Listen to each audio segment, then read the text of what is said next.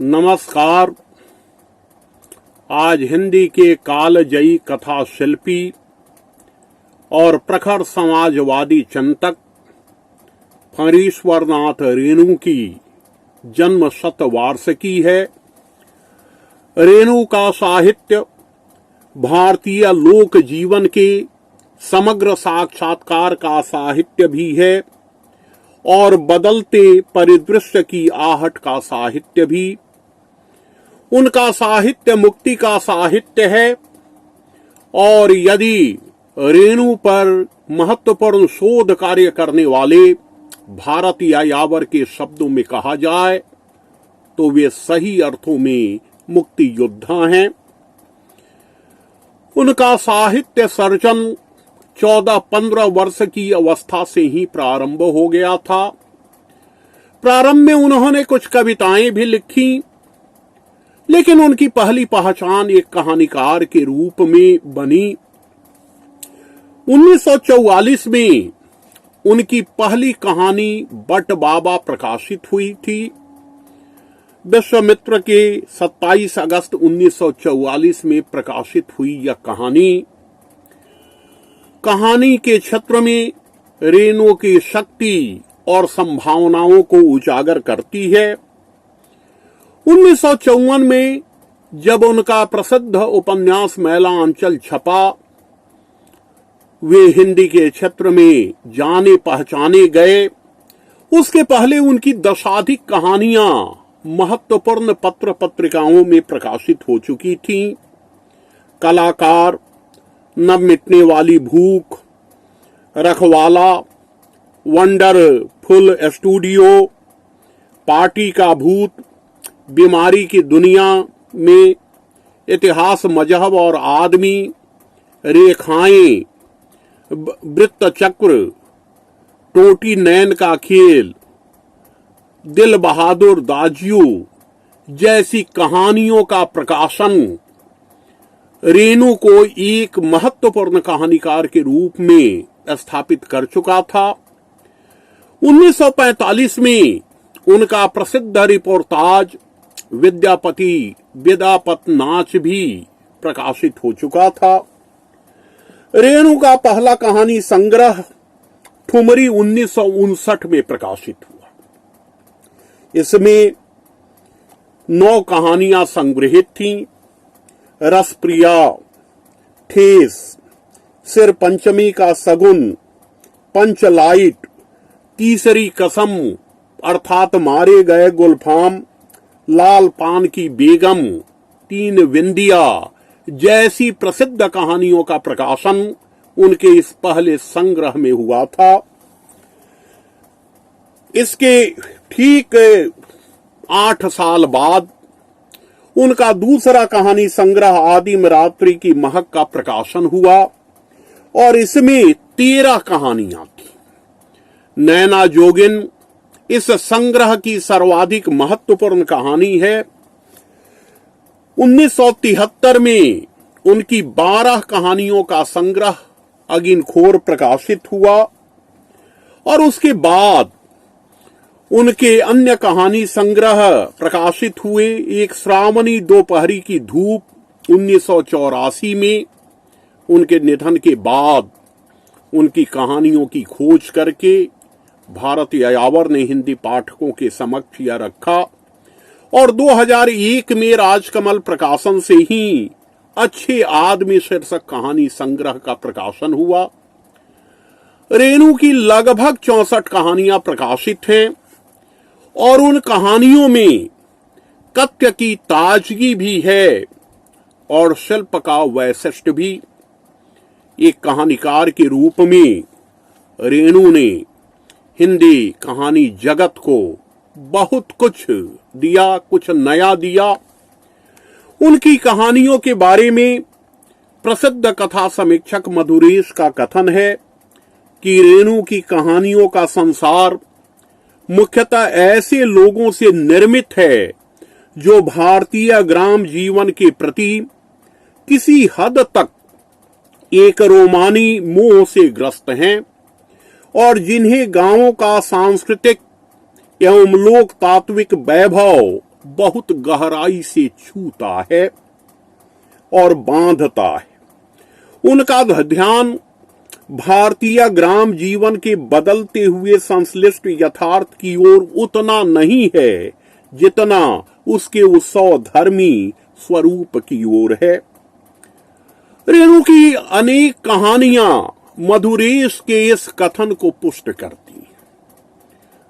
अपनी कहानियों में रेणु भारतीय गांवों की उत्सव धर्मिता को, भारतीय गांवों की आत्मीयता और मर्यादा को चित्रित करते हैं, तो वे औद्योगिकीकरण के कारण बदलती हुई मानसिकता का भी चित्रण करते हैं। ठेस जैसी कहानी में रेणु की प्रेम कहानियां अत्यंत महत्वपूर्ण हैं। उनकी प्रेम कहानियों की खूब चर्चा हुई है। तीसरी कसम, रसप्रिया, एक आदिम रात्रि की महक जैसी प्रेम कहानियां हिंदी कहानी को एक नए यथार्थ की ओर, एक नई दिशा की ओर उन्मुख करती हैं। रेणु का पहला उपन्यास मैला आंचल 1954 में छपा। प्रकाशित होते हुए ही इस उपन्यास की धूम मच गई।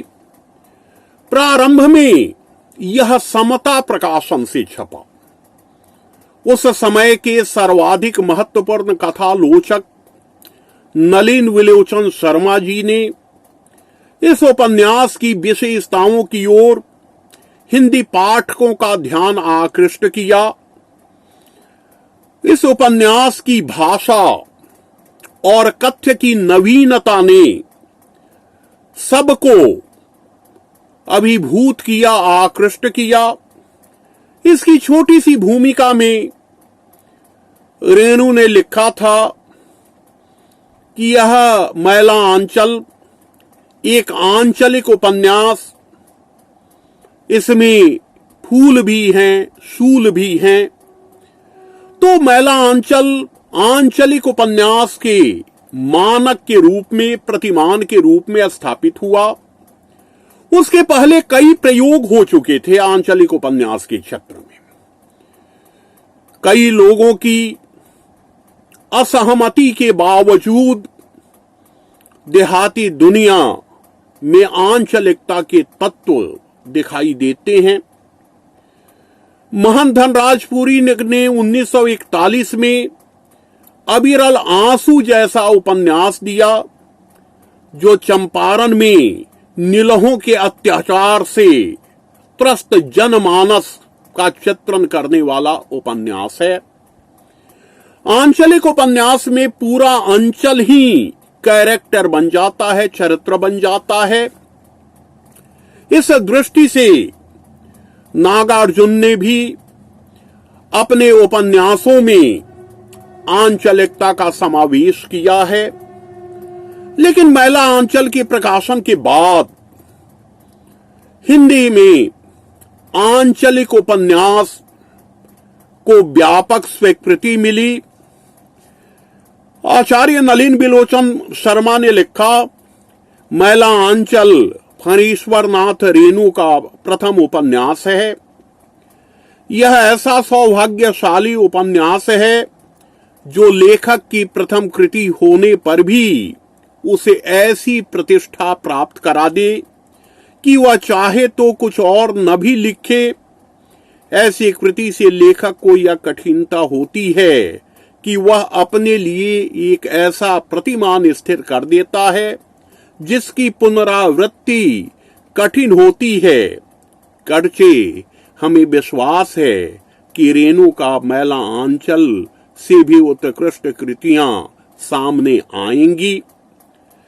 उन्होंने यह भी लिखा कि मैला आंचल की भाषा से हिंदी समृद्ध हुई है। रेणु ने कुशलता से ऐसी शैली का प्रयोग किया है जिसमें आंचलिक भाषा तत्व परिनिष्ठित भाषा में घुल मिल जाते हैं। हिंदी के उपन्यास साहित्य में यदि गत्यावरोध था तो इस कृति से वह हट गया है। प्रायः सारे कथालोचकों ने इस उपन्यास की प्रशंसा की है। इसमें 300 पात्र हैं। मात्र 3 वर्षों की घटनाओं को यह चित्रित करता है, लेकिन पूर्णिया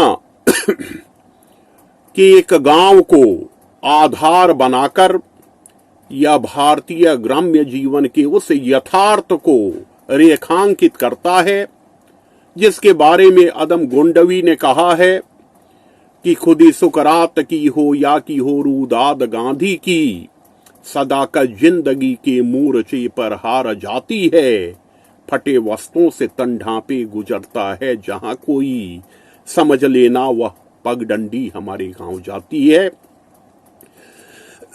मैला अंचल इतना लोकप्रिय हुआ कि बाद में राजकमल प्रकाशन ने इसे प्रकाशित किया और अब तक इसके अनेक संस्करण हो चुके हैं।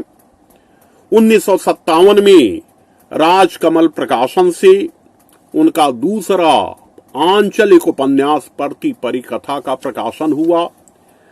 परती परिकथा मैला आंचल की अगली उपलब्धि है। इस उपन्यास के बारे में प्रसिद्ध आलोचक डॉक्टर विजेंद्र नारायण सिंह का कथन है कि परती परिकथा सचमुच का एक ऐसा उपन्यास है जो काव्य के स्तर पर पहुंच गया है। यह छटपटाती वेदना की पुकार है।